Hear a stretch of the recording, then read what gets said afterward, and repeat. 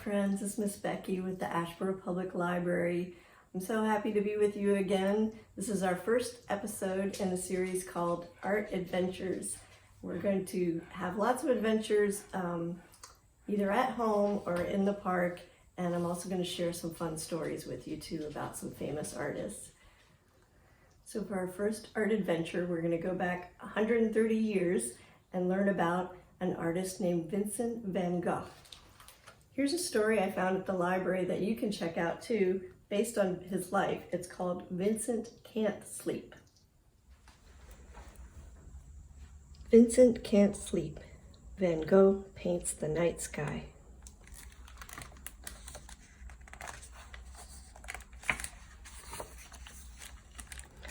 By Barb Rosenstock, illustrated by Mary Gampre. Vincent can't sleep, so while the sturdy Dutch village of Zundert slumbers, he lies rocking in his wooden cradle, flame-haired, a constellation of freckles sprinkling his cheeks. His shining eyes change color, first blue, then green, and dart after pink and yellow starlit shapes that twinkle on the ceiling.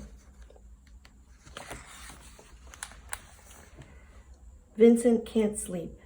Mother will fuss, father will frown. He might wake his little brother, Theo. In half-light, his pencil drawings flicker on the sloping beams of their attic room.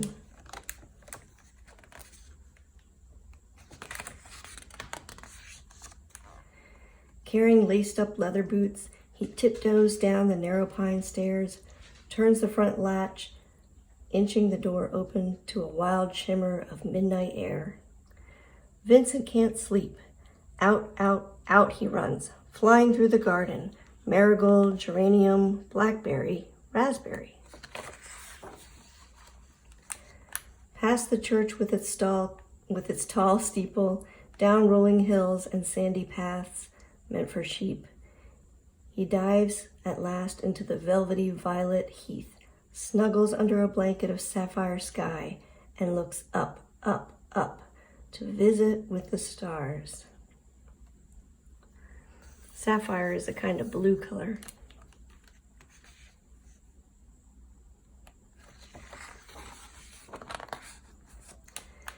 Vincent can't sleep. Away at boarding school in bigger towns, Zevenbergen, Tilburg, dull classes, colorless teachers, rainbowed memories of home, while other students study, play, and laugh together. Vincent draws, writes, and sighs alone. He runs into the soothing darkness and is brought back to the harsh light over and over again.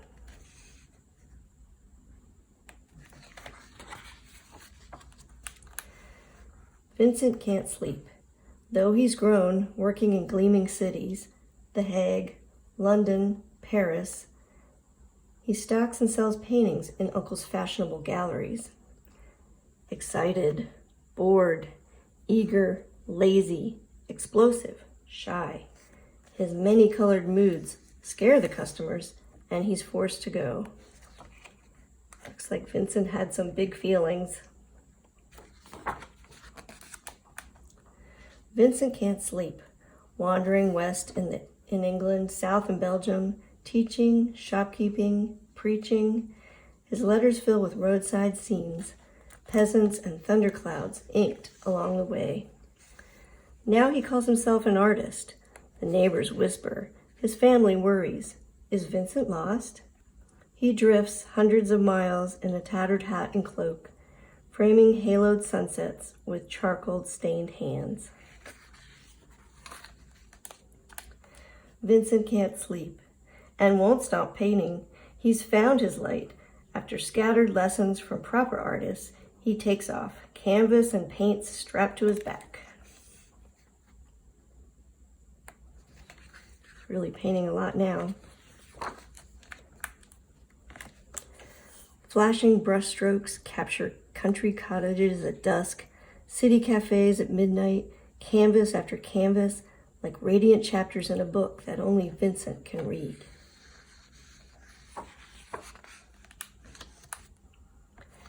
He discovers that darkness is not plain black, but galaxies of colors that float on the night air. Vincent can't sleep, shut tight in a hospital, told to rest as dark hills wave past his windows. First blue and then green, he pictures a snuggling village, a flaming cypress. A cypress is a kind of a tree. A tall steeple pointed up, up, up, waits for morning when he's allowed to paint, and asks himself wild questions.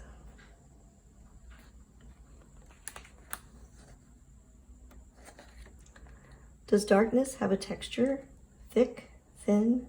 Does it have a rhythm? Quick, slow? Is the night sky at rest?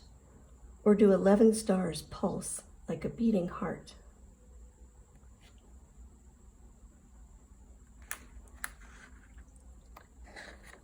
Then his painting stands finished, a whirling moonlit dream, reflecting the warm sun, bold and infinite, like a wandering Milky Way, strange and restless.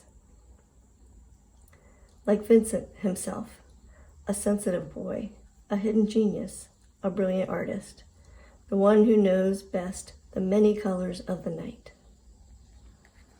This is one of his famous paintings called The Starry Night.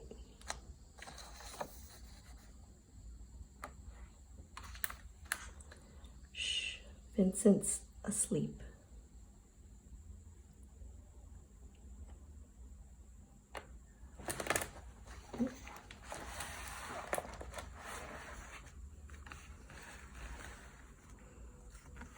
And here's some of Vincent's actual artwork. Again, here's The Starry Night, which is a famous painting that he did. Here's a self-portrait that Vincent did of himself. He used to put a lot of dabs of color, sometimes right from the tubes, onto his paintings, and he used lots of paint in a style called impasto. Here's a painting he did of a farm, and you can tell that he is again using lots of these dabs of color in his work. It kind of gives it sort of like a soft, almost fuzzy feeling. Here's The Starry Night again, and here is a pair of cypress trees that he painted. You can kind of see how he really liked the wiggly motion of the trees and the mountains and the sky, and his paintings had a lot of energy. Another favorite subject of Van Gogh was sunflowers. He used to use lots of paint to paint his colors, and he really liked the yellows and golds. And he would just really use a lot of thick paint. So we're going to try to draw some sunflowers kind of in the style of Van Gogh, and but we're going to use pastels. Since he liked to put straight color right onto his boards that he painted on, we can use the pastels to put straight color right onto our paper. So I've got some sunflowers here set up on my drawing table, and this is what's called a still life, is when you set some things up from life. You set them up so they're still, and then you draw from life, and it's called creating a still life.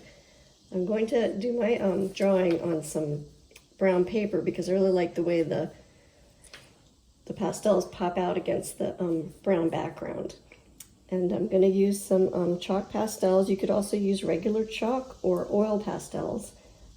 And it's kind of like when Vincent used to take color right from the tube and put it straight onto his canvas. So we're going to kind of work that way with a lot of little dabs of color.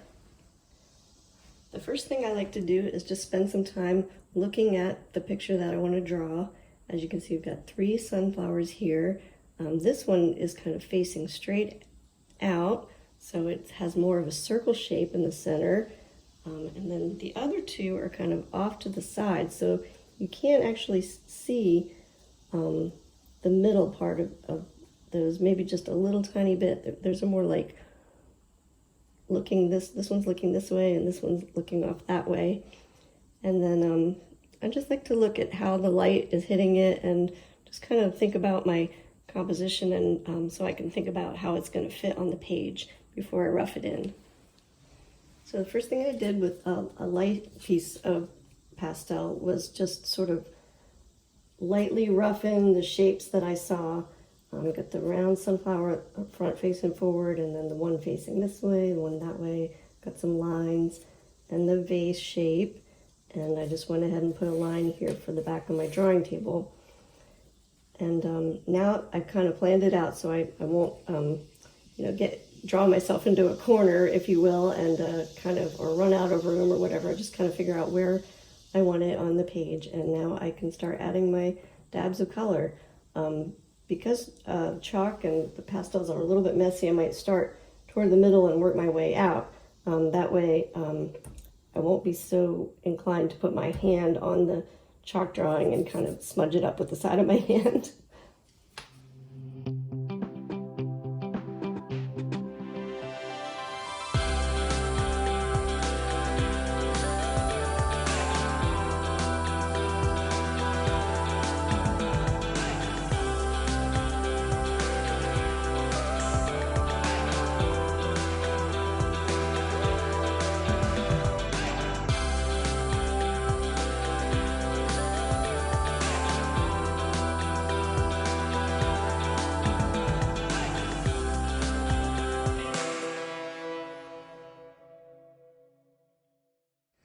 Okay, so I think I'm about done with my drawing. I tried to keep it soft and fuzzy and not too, not very many straight lines, just kind of like lots of dashes of color. And even in the shadows, I tried to use darker colors like purples and blues instead of black, because I don't think the Impressionists and Post-Impressionists used a lot of black. They tried to look for the colors that they saw in the shadows. And then in the background here, I just kind of started to make little swirly lines because it started to remind me of the night sky that we read about earlier. So it's okay if yours doesn't look like this. The most important thing is just have fun and play with the medium, and learn how to look at things and experiment with drawing, and that's how you learn. Another way to practice drawing shapes is to use their shadows. Use a bright light, or you can go outside and use the sunshine and trace an object's shadow. We tend to draw flowers sort of straight on like this, but we don't really see them in nature that way a lot. So sometimes they're off to the side like this, so you can use the shadow to kind of figure out where the shape of your flower is.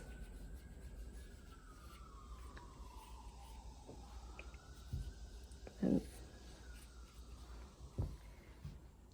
this is also a good way to draw animals. Let's say you wanted to draw a turtle, and maybe you had like a little plastic turtle. You could just shine a bright light on it and then sort of trace the outline of the turtle, and then you could have a turtle underneath the flower. Well, I hope you enjoyed learning a little bit more about Vincent Van Gogh this week and his artwork. And I hope you have fun experimenting with his style, whether it's with pastels or chalk or paint at home. We're also going to be trying to do some more artwork in his style tomorrow at the park. If you can join us at Bicentennial Park in Asheboro tomorrow at 1 o'clock, please call the children's room beforehand and sign up. You'll need to confirm with us that you are registered, and please don't just show up. You'll need to register for this event. So we're going to have a lot of fun social distancing and creating some art in the park. So I think it'll be a great time. I hope I can meet some of you then, and if not, just keep being creative at home. And if you ever are in need of some supplies and you are not able to access them, just please give us a call at the library and we'll see what we can do. That's it for now. Thanks so much for joining me. I'll see you next time on our art adventure.